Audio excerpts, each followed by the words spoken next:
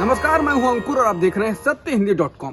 सत्य हिंदी की Android app download करने के लिए डिस्क्रिप्शन में जाइए, वहां पे आपको एक लिंक मिलेगा जहां से आप ऐप डाउनलोड कर सकते हैं। अब एक नजर डाल लेते हैं अब तक की खबरों पर। प्रयागराज में एक दलित परिवार की हत्या के मामले में यूपी पुलिस ने पहले एक तथाकथित उच्च जाति के परिवार के 11 लोगों को नामजद किया और उनमें से 8 लोगों को गिरफ्तार किया था, लेकिन अब पुलिस ने दलित समुदाय के ही एक युवक को गिरफ्तार किया है। प्रयागराज जोन के एडीजी प्रेम प्रकाश ने कहा कि 23 वर्षीय आरोपी मृतकों के ही समुदाय का है। वह बार बार उनकी लड़की के मोबाइल फोन पर मैसेज भेजकर परेशान कर रहा था। लड़की मना कर रही थी, जिसके बाद आखिरी संदेश और परिस्थितिजन्य साक्ष्यों के आधार पर उसे गिरफ्तार किया गया है। पुलिस ने कहा कि लड़की के साथ बलात्कार की पुष्टि हो चुकी है। पुलिस का दावा है कि एक तरफा प्यार के चक्कर में आरोपी युवक पवन सरोज ने अपने साथियों के साथ मिलकर युवती की और उसके परिवार वालों की हत्या की थी। पुलिस ने आरोपी के डीएनए टेस्ट के लिए सैंपल भेज दिए हैं। पुलिस ने बताया कि पीड़िता नाबालिग नहीं थी और केस से पॉक्सो एक्ट की धारा हटा दी है। प्रयागराज में दलित परिवार की हत्या और रेप केस में पुलिस का कहना है कि जिन तथाकथित ऊंची जाति के लोगों के नाम पर केस दर्ज किया गया था, उनका इस परिवार से कुछ छोटा मोटा झगड़ा था, लेकिन अभी तक इस बात के सबूत नहीं मिले हैं कि उन्होंने ही इस दलित परिवार की हत्या की है। इससे पहले भूमि से जुड़े विवाद में ऊंची जाति के परिवार के साथ समझौता करने के लिए पिछले 2 वर्षों में दलित परिवार पर कथित रूप से दबाव बनाने के आरोप में पुलिस ने शनिवार को अपने 2 कर्मियों को निलंबित किया था। दलित परिवार के सदस्यों ने पुलिस में 2 बार शिकायत की थी, लेकिन कोई कार्रवाई नहीं हुई थी। प्रयागराज के दलित परिवार के एक करीबी रिश्तेदार का कहना है कि पुलिस ने उसको बताया कि उनके घर से 5 किलोमीटर दूर रहने वाले एक उनके ही समुदाय के शख्स ने हत्याएं की हैं। पीड़ित परिवार के रिश्तेदारों का कहना है कि वो पुलिस के इस नए बयान पर तभी विश्वास करेंगे जब अन्य आरोपी पकड़े जाएंगे और अधिक जानकारी सामने आएगी। हम सभी ने हाथरस का मामला देखा है, जहां पुलिस ने कई बार अपना पक्ष बदला था। सोमवार से शुरू होने जा रहे संसद के शीतकालीन सत्र के पहले ही दिन केंद्र सरकार कृषि कानूनों को रद्द करने की संवैधानिक प्रक्रिया को पूरा कर देगी। बीते बुधवार को हुई मोदी कैबिनेट की बैठक में इन कानूनों को रद्द करने के प्रस्ताव को मंजूरी दे दी गई थी। केंद्रीय कृषि मंत्री नरेंद्र सिंह तोमर कृषि कानूनों को रद्द करने का विधेयक लोकसभा में रखेंगे। इन कानूनों का किसानों और विपक्ष ने जोरदार विरोध किया था और आखिरकार सरकार को इस मुद्दे पर बैकफुट पर आना ही पड़ा। बीजेपी और कांग्रेस ने अपने सांसदों को सदन में हाजिर रहने के लिए व्हिप जारी किया है।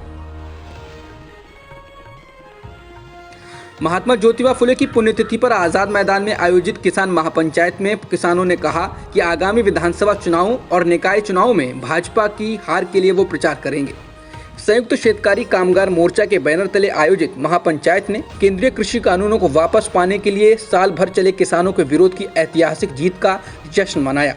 किसान नेता राकेश टिकैत ने केंद्र सरकार पर एमएसपी और अन्य मुद्दों पर बहस से भागने का आरोप लगाया। उन्होंने कहा कि खेती और श्रम से जुड़े कई मुद्दों पर ध्यान देने की जरूरत है और हम उन्हें उजागर करने के लिए पूरे देश की यात्रा करेंगे। किसानों ने कहा कि सरकार उनकी एमएसपी समेत बाकी मांगों को मान ले, नहीं तो 26 जनवरी दूर नहीं है और 4 लाख ट्रैक्टर और किसान सभी तैयार हैं। भारतीय जनता पार्टी ने त्रिपुरा में हुए स्थानीय निकाय चुनाव में जबरदस्त जीत हासिल की है। दूसरी ओर कभी सत्ता में रही भारतीय मार्क्सवादी कम्युनिस्ट पार्टी को करारी हार का सामना करना पड़ा है। शहरी स्थानीय निकाय चुनाव में बीजेपी को 351 में से 329 सीटों पर जीत हासिल हुई है। इनमें से 112 सीटों पर इसके उम्मीदवार निर्विरोध चुन लिए गए। इसके साथ ही भगवा पार्टी ने किसी समय वामपंथियों के गढ़ रहे इस राज्य के 6 नगर पंचायतों व 13 म्यूनिसिपल कॉरपोरेशन पर कब्जा कर लिया। अगरतला म्यूनिसिपल कॉरपोरेशन की सभी 51 सीटें बीजेपी को मिल गईं। विपक्ष का सफाया हो गया। बीजेपी को खोवाई नगर परिषद, कुमारघाट नगर परिषद, सबरूम नगर पंचायत और अमरपुर नगर पंचायत में भी जीत मिली। टीएमसी ने इसे खारिज करते हुए सत्तारूढ़ दल पर धांधली करने का आरोप लगाया और उसने कहा कि चुनाव को अवैध घोषित किया जाना चाहिए।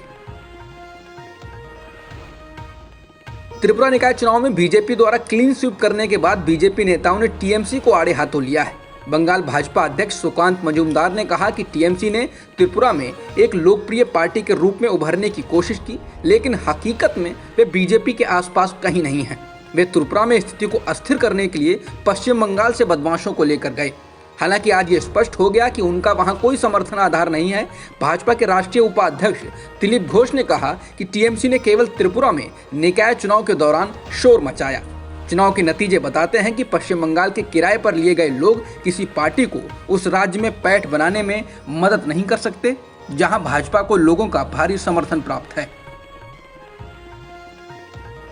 मध्य प्रदेश की शिवराज सरकार में मंत्री बिसाहूलाल सिंह चौतरफा घिर गए हैं। सवर्ण महिलाओं को लेकर की गई कथित विवादित टिप्पणी आदिवासी वर्ग के इस मंत्री के जी का जंजाल बन गई है। करनी सेना तो इस कदर खफा है कि मंत्री को जूते मारने वाले को 1 लाख रुपए का इनाम देने की घोषणा उसने कर दी है। बिसाहूलाल सिंह शिवराज सिंह कैबिनेट में खाद्य आपूर्ति एवं उपभोक्ता संरक्षण मंत्री हैं। कुछ दिन पहले उन्होंने अपने निर्वाचन क्षेत्र के कार्यक्रम में क्षत्रिय समाज की महिलाओं को लेकर एक टिप्पणी की थी। उनकी टिप्पणी वायरल होने के बाद से मध्य प्रदेश में बवाल मचा हुआ है। करनी सेना पूरे प्रदेश में आंदोलन विरोध प्रदर्शन कर रही है। बीजेपी के प्रदेश मुख्यालय पर शनिवार को करनी सेना ने छापामार कार्रवाई करते हुए मंत्री बिसाहूलाल सिंह की गाड़ी रोककर जोरदार प्रदर्शन किया था। बता दें, मंत्री बिसाहूलाल सिंह ने कहा था कि जितने बड़े बड़े लोग हैं, ठाकुर ठकार और दूसरे सवर्ण लोग, वो अपनी औरतों को कोठरी में बंद करके रखते हैं, बाहर निकलने ही नहीं देते। जितना धान काटने, आंगन लीपने, गोबर फेंकने के काम हैं, ये सब हमारे गांव की महिलाएं करती हैं। मंत्री यही नहीं रुके थे। उन्होंने आगे कहा कि जब महिलाओं और पुरुषों का बराबर अधिकार है तो दोनों को बराबरी से काम भी करना चाहिए। सब अपने अधिकारों को पहचानो और पुरुषों के साथ कंधे से कंधा मिलाकर काम करो। और बड़े लोगों के घर की महिला बाहर ना निकले तो खींच कर पकड़ पकड़ कर बाहर निकालो, तभी तो महिलाएं आगे बढ़ेंगी।